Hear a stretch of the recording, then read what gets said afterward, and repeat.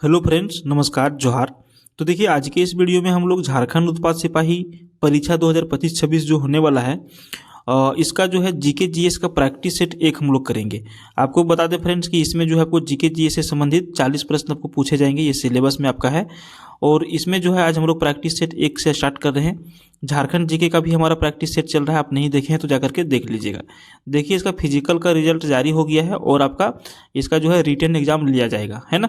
तो आपको परीक्षा की तैयारी करना होगा क्योंकि आपको फिजिकल का नंबर इसमें कुछ भी मिलने वाला है नहीं। फिजिकल जो स्टैंडर्ड किए हैं उनका भी एक बराबर, जो थोड़ा सा लो में किए उनका भी एक ही बराबर है। तो आपको सारा मेरिट जो निकलेगा वो किससे निकलेगा?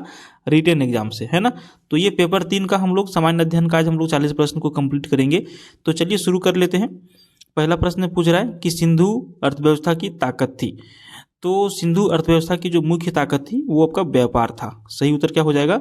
व्यापार यहाँ का जो है मुख्य ताकत था। नेक्स्ट क्वेश्चन आपका है, भारत के राष्ट्रीय प्रतीक पर उल्लिखित सत्यमेव जयते शब्द किस उपनिषद से लिया गया है?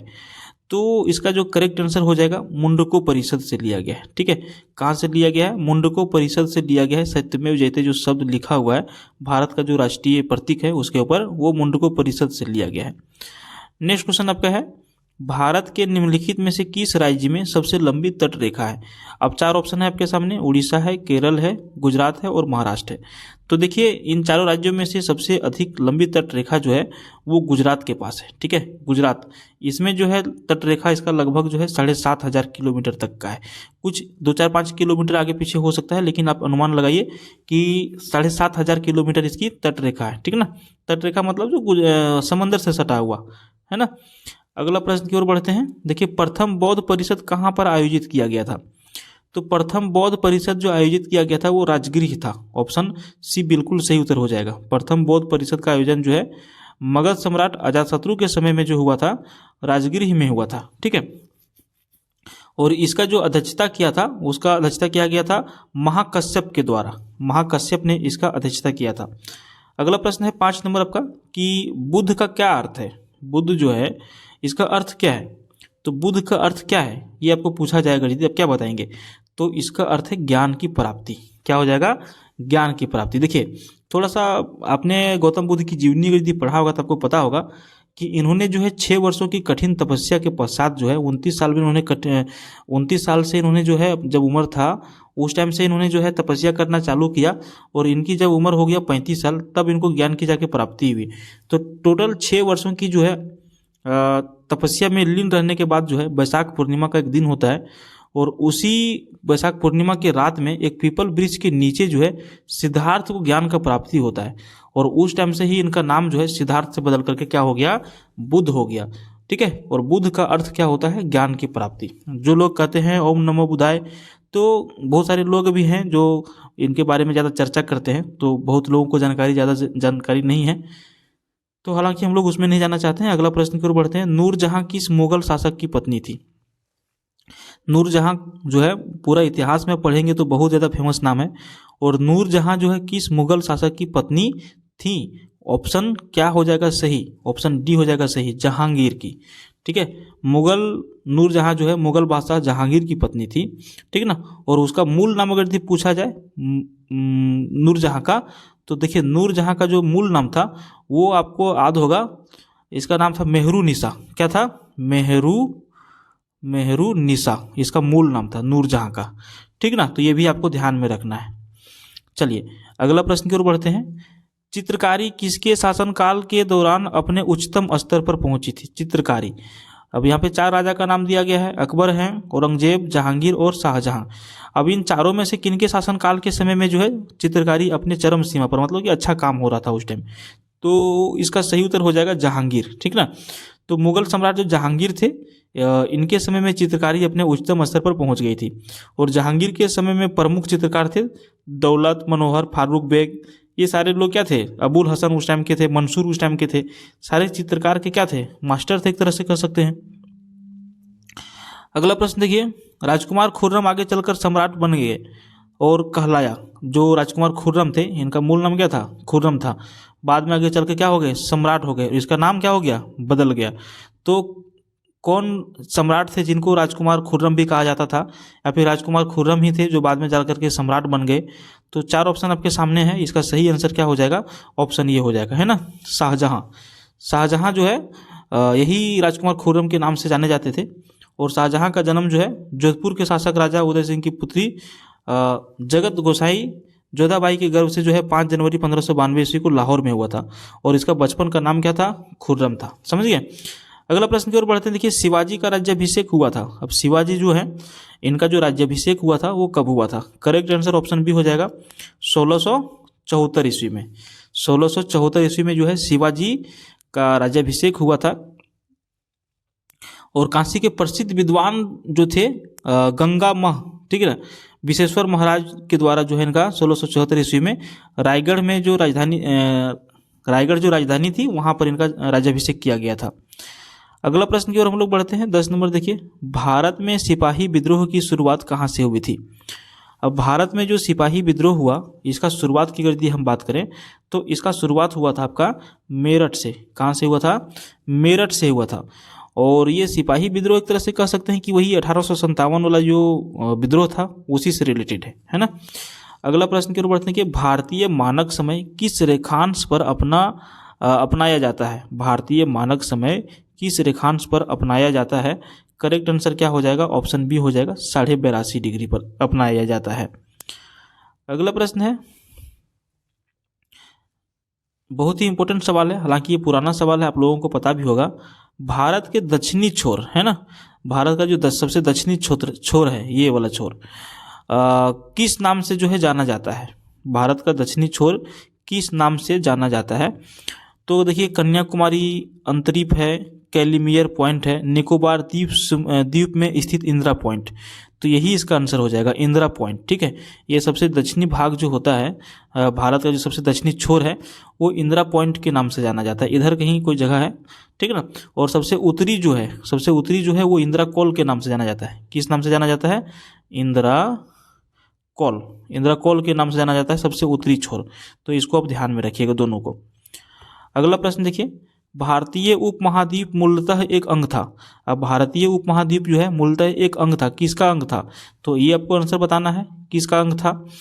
तो देखिए, इसका करेक्ट आंसर की हम बात करें तो ऑप्शन डी हो जाएगा, गोंडवाना लैंड का।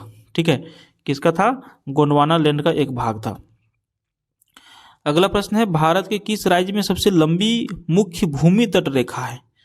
भारत के किस राज्य में सबसे लंबी भूमि तट रेखा है? सही उत्तर आपका बात करें तो हो जाएगा गुजरात। ठीक है, सही उत्तर क्या हो जाएगा? गुजरात हो जाएगा। अगला प्रश्न देखिए, राज्य और उसकी राजधानी का सही जोड़ा बताइए। अब आपको 4 ऑप्शन दिए गए हैं और सबका राज्य का नाम दिया गया है, उसका राजधानी का नाम दिया गया है। इसमें से 3 गलत है, 1 सही है, उसी को आपको छांटना है। तो हम यहाँ पर देख रहे हैं, पहले ही नज़र में देखिए हमको ऑप्शन बी, झारखंड का राजधानी जो है बिल्कुल सही है। बाकी छत्तीसगढ़ का बिलासपुर गलत है, उत्तरांचल का नैनीताल गलत है, नागालैंड का शिलोंग गलत है। अगर यदि हम सही राजधानी की बात करें तो आपको हम एक एक करके बता देते हैं। ठीक है, देखिए, नागालैंड की राजधानी क्या हो गया? आपको नोट करना है तो नोट कर लीजिए। नागालैंड की राजधानी क्या हो गया? कोहिमा। ठीक है, क्या हो गया? कोहिमा। झारखंड की राजधानी रांची तो है ही। उसको देखिए, उत्तरांचल की राजधानी क्या हो गया? देहरादून। क्या हो गया? देहरादून। ठीक है, उसके बाद आपका छत्तीसगढ़ है, छत्तीसगढ़ का राजधानी क्या हो गया? रायपुर। क्या हो गया? रायपुर हो गया। तो इसको भी ध्यान में रखिएगा। अगला प्रश्न की ओर बढ़ते हैं, भारत में योजनाबद्ध अर्थव्यवस्था किस पद्धति पर आधारित है? करेक्ट आंसर की हम बात करें तो ऑप्शन डी हो जाएगा, समाजवादी व्यवस्था के ऊपर जो है। ठीक है, किसके ऊपर है? समाजवादी व्यवस्था के ऊपर है। 17 नंबर देखिए, प्रश्न पूछ रहा है कि निम्नलिखित में से क्या उपभोक्ता अर्ध टिकाऊ वस्तुएं हैं? क्या उपभोक्ता अर्ध टिकाऊ वस्तुएं हैं, इसके बारे में आपको बताना है। अब देखिए, ऑप्शन यहाँ पे 4 ऑप्शन है, एक बार हम लोग ऑप्शन देख लेते हैं। कार और टेलीविजन सेट है, दुग्ध और दुग्ध उत्पाद है, खाद्यान्न और अन्य खाद्य उत्पाद है, पंखा और बिजली जैसे विद्युत उपकरण है। प्रश्न एक बार फिर से पढ़ते हैं, निम्नलिखित में से क्या उपभोक्ता अर्ध टिकाऊ वस्तुएं हैं, यानी कि अर्ध टिकाऊ वस्तुएं हैं उपभोक्ता के लिए। तो 17 नंबर का सही उत्तर की हम बात करें तो ऑप्शन सी हो जाएगा, खाद्यान्न और अन्य खाद्य उत्पाद जो है ये अर्ध टिकाऊ होते हैं। वे वस्तुएं जो टिकाऊ तथा गैर टिकाऊ वस्तुएं के मध्य जो स्थिर होती है, इन्हें ही अर्ध टिकाऊ जो है प्रोडक्ट कहा जाता है। अगला प्रश्न है आपका 18 नंबर, निम्नलिखित में से लोरेंज वक्र क्या दर्शाता है? तो इसका सही उत्तर हो जाएगा ऑप्शन डी, आय वितरण का। ठीक है, नेक्स्ट क्वेश्चन देखिए, भारत की राजकोषीय नीति में निम्नलिखित में से कौन सा उद्देश्य शामिल नहीं है? अब भारत का जो राजकोषीय नीति है इसमें से निम्नलिखित में से कौन सा उद्देश्य शामिल नहीं है? करेक्ट आंसर की बात करें तो ऑप्शन डी हो जाएगा, अंतर्राष्ट्रीय व्यापार का विनियमन ये शामिल नहीं है, बाकी ये सारे हैं। ठीक है, देखिए इकोनॉमिक्स से भी आपको बहुत सारे सवाल पूछे जाएंगे, इसलिए आपको जीके में कोई भी पार्ट छोड़ना नहीं है, सभी आपके लिए इंपॉर्टेंट है और सभी जो है आपको स्टडी करते रहना है। देखिए इस वीडियो का टारगेट हम आपको देते हैं 20 लाइक का। ठीक है, इस वीडियो का टारगेट हम आपको देते हैं 20 लाइक का। आप लोग जो है जो लाइक अभी तक नहीं किए हैं वो लाइक कर दीजिएगा और इसका अगला सेट देखने के लिए चैनल को सब्सक्राइब जरूर कर लीजिएगा। देखिए आपको लगभग 1.5 लाख लोगों के साथ में जो है फाइट करना है।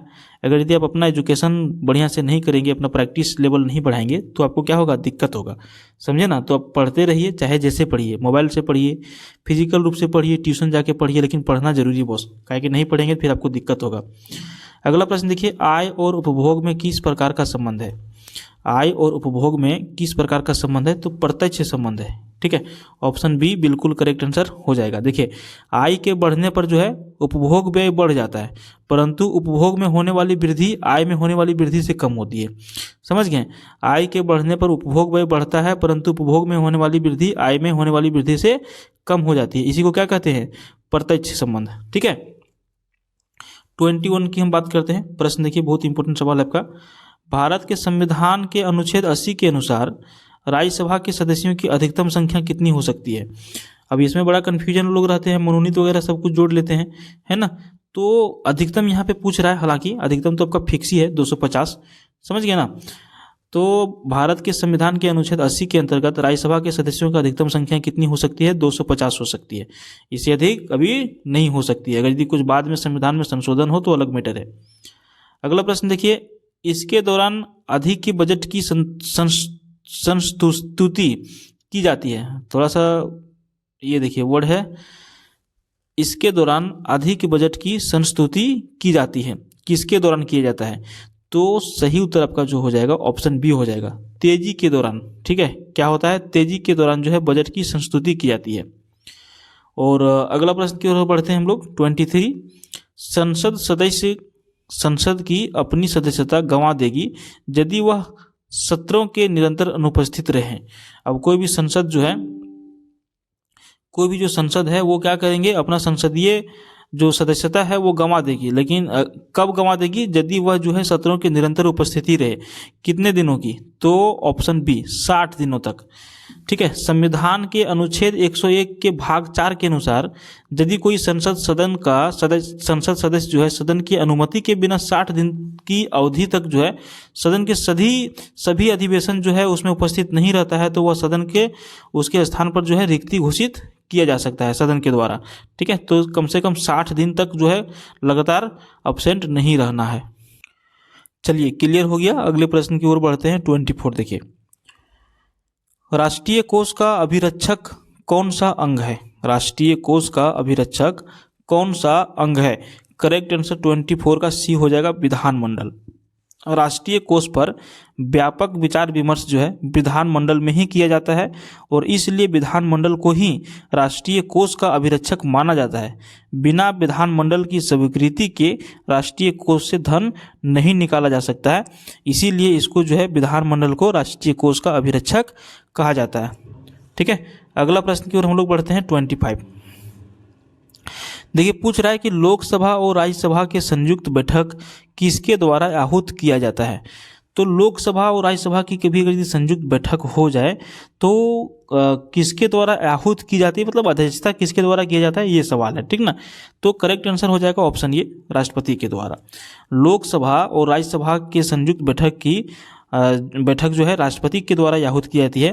यदि लोकसभा और राज्यसभा में गतिरोध हो तो राष्ट्रपति अनुच्छेद 108 के तहत जो है संयुक्त अधिवेशन बुला सकते हैं। ठीक है, यहाँ पे दोनों सवाल आपका क्लियर हो गया, समझ गया ना। चलिए 26 आगे बढ़ते हैं हम लोग अगला प्रश्न की ओर। और ये आपका सवाल है, मैन बुकर अंतर्राष्ट्रीय पुरस्कार 2023 किसे दिया गया? मैन बुकर अंतर्राष्ट्रीय पुरस्कार 2023 में किनको प्रदान किया गया था? ऑप्शन बी बिल्कुल सही उत्तर हो जाएगा, जॉर्जी गोस्पोदिनोव इनका नाम है पूरा, ठीक है।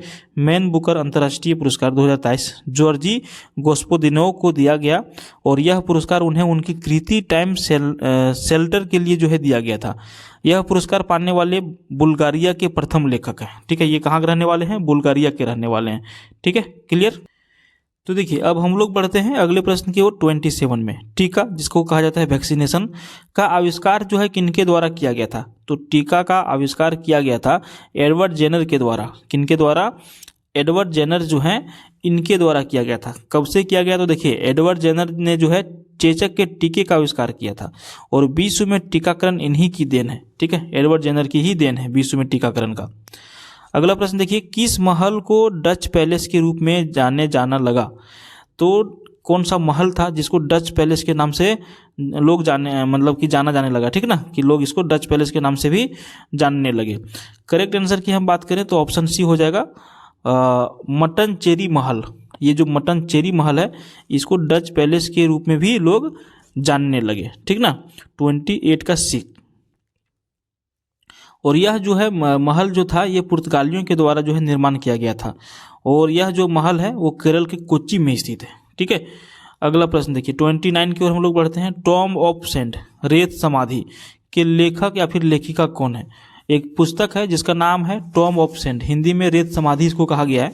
और इस पुस्तक को जो लिखने वाले व्यक्ति हैं वो कौन है? वो गीतांजलि श्री हैं, ठीक है।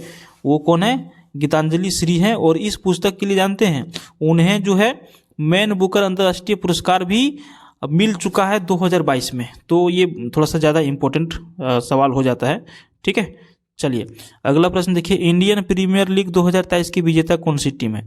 अब 2023 में जो आईपीएल हुआ था उस टाइम जो है विजेता उसका जो बने वो कौन बने? तो ऑप्शन ये बिल्कुल सही उत्तर हो जाएगा, चेन्नई सुपर किंग्स जो है 2023 जो आईपीएल हुआ था वो उसकी विजेता टीम बनी थी, ठीक है। नेक्स्ट क्वेश्चन की ओर हम लोग बढ़ते हैं 31। इंदिरा गांधी परमाणु अनुसंधान केंद्र कहाँ पर अवस्थित है? तो करेक्ट आंसर की बात करें तो ऑप्शन सी हो जाएगा कलपक्कम में। कहाँ पर? कलपक्कम। इंदिरा गांधी परमाणु अंतर्राष्ट्रीय अनुसंधान केंद्र जो है कलपक्कम तमिलनाडु के कांचीपुरम जिला में स्थित है। अगला प्रश्न है, वैश्विक खाद्य सुरक्षा जिसको कहा जाता है जीएसएफ का सूचकांक 2022 में भारत की रैंक क्या है? करेक्ट आंसर हो जाएगा ऑप्शन ए 68वां रैंक है। नेक्स्ट क्वेश्चन की ओर हम लोग बढ़ते हैं 33। देखिए प्रश्न पूछ रहा है कि भारत में जैन धर्म का संस्थापक जो है किन्हें माना जाता है, फिर कौन है? तो भारत में जैन धर्म के संस्थापक जो है किनको माना जाता है? महावीर को माना जाता है, ठीक है। जैन धर्म का जो वास्तविक संस्थापक जो माना जाता है 24वें तीर्थंकर ये थे महावीर स्वामी। और अगला प्रश्न की बात करते हैं, अशोक के शिलालेख किस लिपि में खुदे हुए हैं? या फिर अशोक के जो शिलालेख है वो किस लिपि में लिखे गए हैं, खुदे गए हैं? दोनों एक ही बात हुआ। 34 का ऑप्शन बी हो जाएगा ब्राह्मी लिपि में, ठीक है। जो शिलालेख इनके हैं सारे ब्राह्मी लिपि में लिखे गए हैं। अगला प्रश्न देखिए, महरौली के जंग रहित लौह स्तंभ किसने स्थापित किया है? अब महरौली में आपको पता है ना एक स्तंभ है जो लोहे की बना हुआ है लेकिन आज तक उसमें जंग लगा नहीं, ठीक है। तो इसकी स्थापना जो है किनके द्वारा किया गया था? कौन सा वंश के द्वारा किया गया था? तो 35 ऑप्शन ये हो जाएगा, महरौली का जो लौह स्तंभ है वो गुप्त शासक चंद्रगुप्त द्वितीय ने बनवाया था, ठीक है। गुप्त शासक में चंद्रगुप्त द्वितीय जो थे उन्होंने ही इसको बनवाया था। अगला प्रश्न देखिए, निम्नलिखित में से किसको अपनी विजयों का कारण भारत का नेपोलियन कहा गया? अब ये इतने बार यहाँ पे विजयी हो गए कि इनको क्या कहा जाने लगा? भारत का नेपोलियन। इंपॉर्टेंट सवाल है, ठीक है। भारत का नेपोलियन किसे कहा जाता है, यही आपका मेन सवाल है। तो इसका 36 का जो है ऑप्शन सी हो जाएगा समुद्रगुप्त। समुद्रगुप्त को अपनी विजयी होने के कारण जो है भारत का नेपोलियन कहा जाता था। अगला प्रश्न देखिए, अपने उपन्यास जिसका नाम है आनंद मठ में बंकिम चंद्र चटर्जी द्वारा बंगाल के किस विद्रोह का विशेष उल्लेख किया गया है? आनंद मठ जो है पुस्तक है, इसका लेखक कौन है? बंकिम चंद्र चटर्जी। और इन्होंने क्या किया है इस पुस्तक में? बंगाल में एक विद्रोह हुआ जिसका विशेष उल्लेख किया है और उस बंगाल का जो विद्रोह हुआ था उस विद्रोह का आपको नाम बताना है, ठीक है। तो ऑप्शन बी यहाँ पर बिल्कुल सही हो जाएगा, सन्यासी विद्रोह, ठीक है। आनंद मठ में बंकिम चंद्र चटर्जी के द्वारा जो है बंगाल के जो सन्यासी विद्रोह है इसमें जो है विशेष तरीके से चर्चा किया गया है। 38 देखिए, अभिनव भारत, ठीक है, नामक संस्था की स्थापना निम्नलिखित में से किसने की थी? अब अभिनव भारत नामक संस्था जो है इसकी स्थापना जो है किनके द्वारा किया गया? तो ऑप्शन सी बिल्कुल सही हो जाएगा, विनायक दामोदर सावरकर के द्वारा जो है अभिनव भारत नामक संस्था की स्थापना किया गया था। फ्रेंड्स, अभी तक आप लोगों ने अगर यदि लाइक नहीं किया है तो लाइक कर लीजिए। हमने जो है आपको 20 लाइक का टारगेट दिया था। कितने? 20 लाइक का। और जो लोग नए हैं वो चैनल को सब्सक्राइब जरूर कर लीजिए, ठीक है। चैनल को सब्सक्राइब कर लीजिए अगला पार्ट देखने के लिए। अगला पार्ट का आपको इन्फॉर्मेशन तभी मिलेगा जब आप हमारे चैनल को सब्सक्राइब करेंगे। जैसे ही हम अगला पार्ट का वीडियो अपलोड करेंगे आपके डिस्प्ले पर जो है ये नोटिफिकेशन में दिख जाएगा और वहाँ से जाकर के आप देख सकते हैं। देखिए अगला प्रश्न, लाहौर षड्यंत्र मामला किसके विरुद्ध रजिस्टर किया गया था? जो लाहौर षड्यंत्र मामला था वो किसके विरुद्ध में जो है रजिस्टर किया गया था, केस किया गया था, किसके विरुद्ध में किया था, यही आपसे पूछ रहा है। तो ऑप्शन बी भगत सिंह, ठीक है, क्या हो जाएगा? भगत सिंह। चलिए अगला प्रश्न देखिए, निम्न में से किसने गदर पार्टी की स्थापना की थी?